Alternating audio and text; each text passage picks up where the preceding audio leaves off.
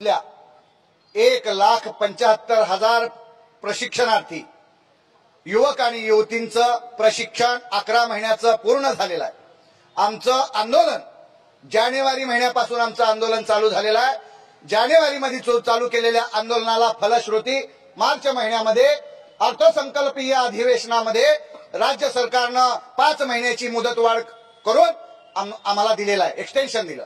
आमची मागणी एक्सटेन्शन नाही, प्रशिक्षण पूर्ण झाल्यानंतर आम्हाला कायमस्वरूपी रोजगार देतो म्हणून तुम्ही सांगितलंय। तर या प्रशिक्षणार्थ्याला ज्या आस्थापनेमध्ये यांनी प्रशिक्षण घेतलंय त्याच आस्थापनेमध्ये कायमस्वरूपी रोजगार भेटला पाहिजे। महाराष्ट्रामध्ये मजुरांना, अशिक्षितांना, अडाणी लोकांना कायमस्वरूपी रोजगाराची हमी देणारा कायदा या राज्यानं तयार केलेला आहे। पण या शिकलेल्या पोरांना आणि या शिकलेल्या पोरींना मात्र 5-5 पदव्या घेऊन सुद्धा त्यांना शिक्षणाची कुठेच रोजगाराची हमी देणारा कायदा या राज्यामध्ये नाही। म्हणून राज्य सरकारला आपल्या माध्यमातून सांगायचं आहे की या सुशिक्षितांना कायमस्वरूपी रोजगार देणारा, रोजगाराची हमी देणारा कायदा या विधानसभेमध्ये हिवाळी अधिवेशनामध्ये झाला पाहिजे आणि यांच्या मानधनामध्ये दुप्पट वाढ झाली पाहिजे। अन्यथा यापेक्षा आंदोलन आम्ही तीव्र करू। आज आम्ही मामाच्या गावाला आलेलो आहे। या ठिकाणी पहा, 1 महिन्याचं बाळ घेऊन आमची ही युवती या ठिकाणी आलेली आहे। 1 महिन्याचं बाळ घेऊन डिलिव्हरी झाल्यानंतर 15 दिवसानं आस्थापना गाठून शाळेमध्ये शिकवण्याचं काम माझ्या या युवती बहादर